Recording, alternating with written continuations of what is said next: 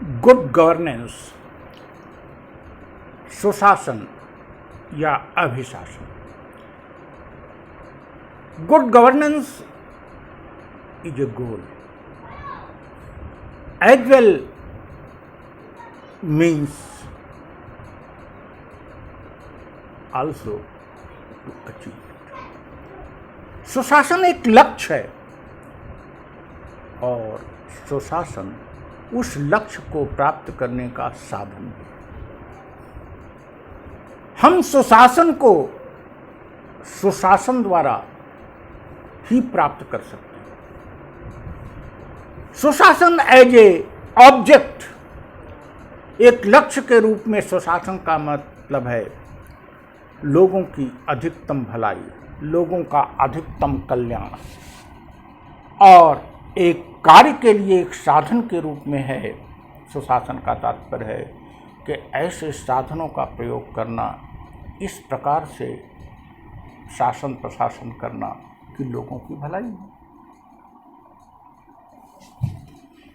In fact, it is a momentous concept.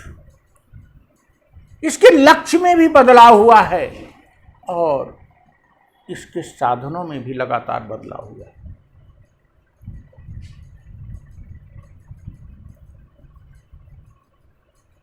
सुशासन की अवधारणा किसी न किसी रूप में प्राचीन काल में भी थी।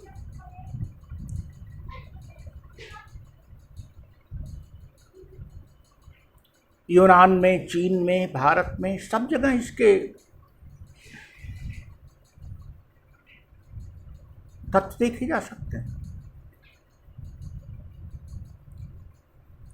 यदि भारत में सुशासन के तत्व धर्म से गहरे रूप में प्राचीन काल में मिले जुले हैं।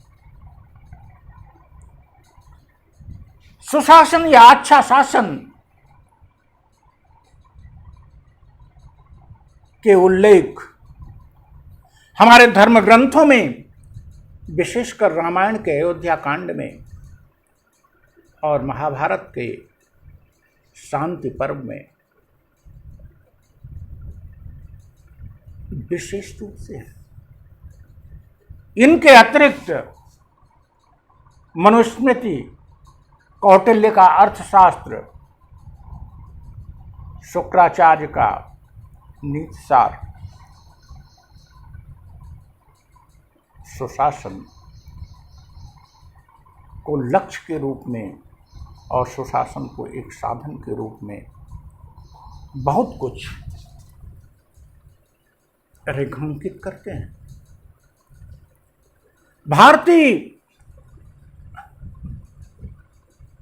सामाजिक राजनीतिक परंपरा में सुशासन को राम राज्य के रूप में जाना जाता है।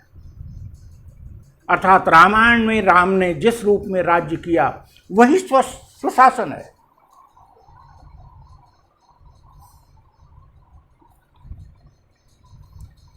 वन गमन के समय राम का विभिन्न ऋषियों से जो वार्तालाप है, उसमें सुशासन के अनेक तत्व हैं।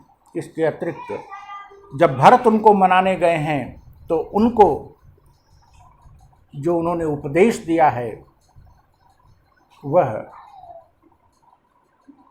सुशासन को न केवल तब के तत्कालीन समाज के दृष्टि से अपितु वर्तमान दृष्टि से भी प्रासंगिक है। इनके अतिरिक्त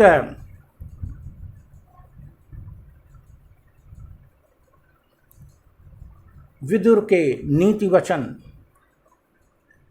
या भीष्म का युधिष्ठिर को उपदेश या युधिष्ठिर के अनेक शासन संबंधी उद्घोष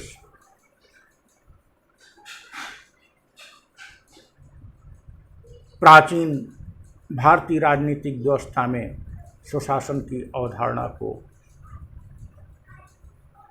अत्यंत गहराई के साथ रेखांकित करते हैं। कौटिल्य के अर्थशास्त्र में लोक कल्याण को लक्ष्य माना गया है।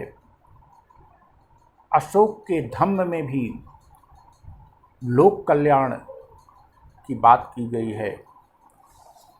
मनुस्मृति में शासनिक व्यवस्था हेतु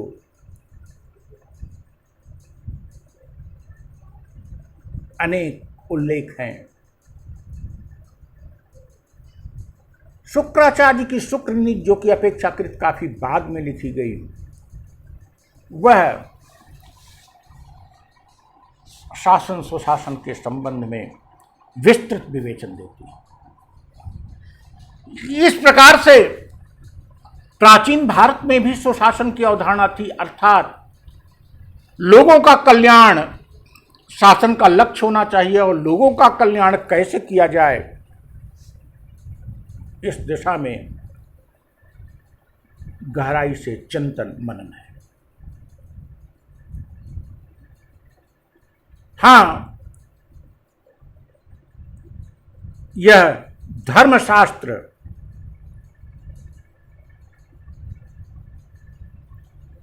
कह सकते हैं ज्ञान मीमांसा और तत्व मीमांसा की परिधि में है, कि घेरे में है।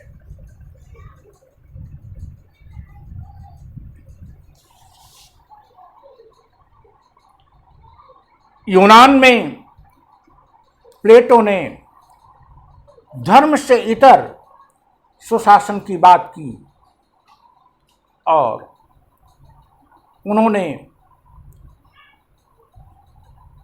एक दार्शनिक राजा को सर्वथा शासन के योग्य बताया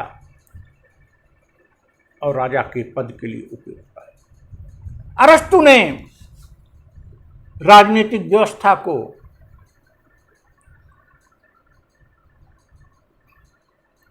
के चिंतन को उच्च स्तर तक पहुंचाया, तभी तो उन्हें पॉलिटिक्स का भी पिता कहा जाता है।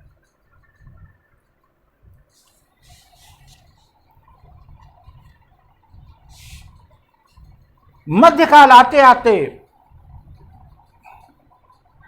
राजनीतिक चिंतन, शासन सुशासन की धारा में व्यापक परिवर्तन हुआ, भारत में भी और वैश्विक परिप्रेक्ष्य में भी।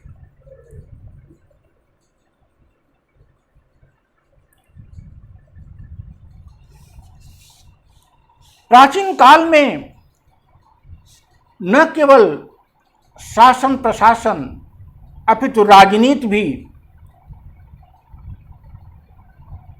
धर्म के नियंत्रण में थी।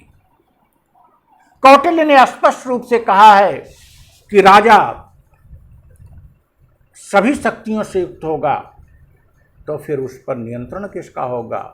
क्या वह स्वेच्छाचारी होगा, निरंकुश होगा? तो कौटिल्य कहते हैं नहीं, उस पर धर्म का नियंत्रण होगा। अर्थात धर्म के घेरे के अंदर राजनीति को और शासन प्रशासन को की परिकल्पना की गई और उसका विवेचन भी उसी रूप में किया गया। राजाओं से यही अपेक्षा की गई। राजा को के दैवी सिद्धांत को जरूर माना गया, डिवाइन थियरी ऑफ किंगशिप, परंतु धर्म के नियंत्रण को, राजा पर धर्म के नियंत्रण को बनाया। आधुनिक काल में